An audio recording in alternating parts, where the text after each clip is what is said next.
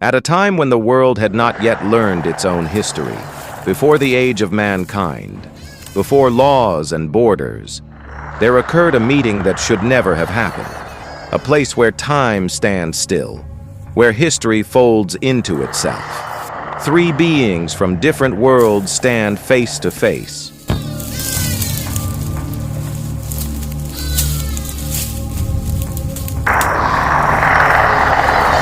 The first is a primordial creature. It does not